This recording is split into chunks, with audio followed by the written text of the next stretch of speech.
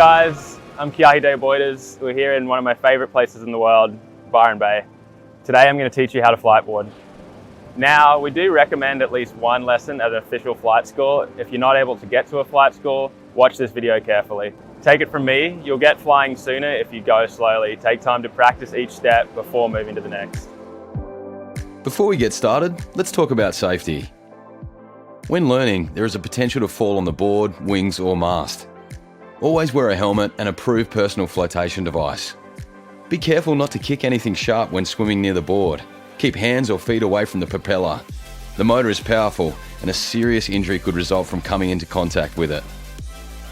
Regulations vary from state to state and country to country, so check whether you need a license or registration and the specific rules in your area. It's important to choose a suitable location, clear of obstacles and traffic, and at least 1.5 meters deep, remaining at a distance of at least 150 meters from swimmers and other water users. It's much easier to learn in smooth water. Take particular care if the bottom surface is a hard surface or rocks. That could scratch and damage the carbon wings and board. Soft sand is best. Okay, now we're going to get the board ready and on the water. Review our assembly instructions and video to prepare the board. Do a quick test to practice arming the board and running the motor before you enter the water. Never run the motor out of the water for more than a few seconds. You can carry the board by holding one handle and the mast. The complete setup weighs more than 25 kilos, so take care or get a friend to help if required. You can push the board out to deep water on its side or upside down. Don't flip the board over in water less than 1.5 meters deep or chest height. Now, let's get the motor going and moving across the water. Lie on the board, positioned so that you can touch the front of the board with your hand, or the front handle if using the Fliteboard Air. Once moving, you'll want to keep your weight toward the front of the board. The controller should be set to power level 1. Arm the motor by placing the handset on the arming pad, and when you see the motor unlock and count down on the screen, gently squeeze the trigger. The board will start to move slowly. On level 1, you will only be moving slowly. You'll need to hold the trigger all the way in. Use your thumb to change gear using the plus and minus buttons. Practice gradually increasing and decreasing speed between level 1 and 4. Be sure to keep enough weight on the front of the board to keep the nose of the board down and parallel to the water as you accelerate. You may need to shift your weight forward as you increase your speed. If you're a heavy rider or using the Pro board, the board may sink when lying on it. This can cause water to flow over the Bluetooth receiver, which blocks the signal. Keep your weight back to keep the receiver above the waterline when arming, and then shift your weight forward as you get moving. Okay, now it's time to get to your knees. Experiment to find the right speed level for you. You want to be moving fast enough for the board to be stable, but not so fast that you're bouncing up and down in the chop. The ideal power level depends on your board choice and weight. Generally, you want to be riding at a speed of between 6 and 10 kilometers per hour before moving to your knees. Be very careful not to let go of the trigger when moving through transitions. Practice holding the trigger all the way in when transitioning to your knees and feet. Even releasing the trigger a small amount will upset the balance and could cause you to sink or crash. While traveling at your chosen constant speed, place both hands on the board and slide both knees under you on the board while pushing your body up. Position your knees in front of the lid hinges, being careful not to hit them. If this position causes the nose to sink, you're likely going too slowly. If you start foiling and crash getting to your knees, you're going too fast and have your weight too far back. Once on your knees, shift your body weight forward to keep the nose down. Spend time balancing on your knees and changing speeds. Foiling on your knees. Once you feel ready, you can practice starting to foil on your knees by increasing your speed to between 18 and 25 kilometers per hour, depending on your weight, and carefully moving your head and upper body backwards. You'll know when you're foiling when the splashing sound stops, and you can only hear the faint whine of the motor. As soon as you foil, move your upper body forward to touch down again. Practice this skill and notice how very subtle changes in your weight engage the wing to bring the board up and down. Okay, now it's time to stand up. Select a power level where the board feels stable and supported, but not yet planing, which will create bumps and making standing more difficult.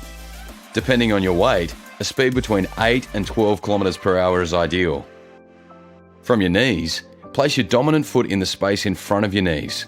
Your toes should be near the front of the foot pad and slightly to one side. Get your balance and then slowly stand from a lunge position with as much weight as possible pushing through your front leg. Don't forget to keep the throttle trigger engaged. Weight on your front foot keeps the board and nose down, which keeps the foil in the water. Standing up with weight on your rear foot can result in the foil engaging and an unintended crash. Be careful not to let go of the throttle trigger as you stand up. Your speed should remain constant for a smooth ride to make standing as easy as possible. Once standing, your chest and nose should be aligned with or in front of your front knee to help keep weight forward. Before you increase your speed, check to ensure your feet are in the correct position. The ideal body position is with your body twisted forward, with your front foot just behind the front of the deck grip, and with your rear foot 5 cm in front of the latches. Feet should be hip width apart and slightly offset. Practice slowly adding speed. The foil, motor, and the board's bow wave all want to push the nose up, so you need to push down hard through your front leg while you accelerate. Weight on your front foot with your body leaning forward is safe, as it keeps the foil in the water. Whenever you become uncomfortable, shift as much weight as you can towards the nose of the board. Foiling. Okay, it's time to start flying. Once comfortable riding at medium speeds, practice going faster. The board will start to plane and flatten off.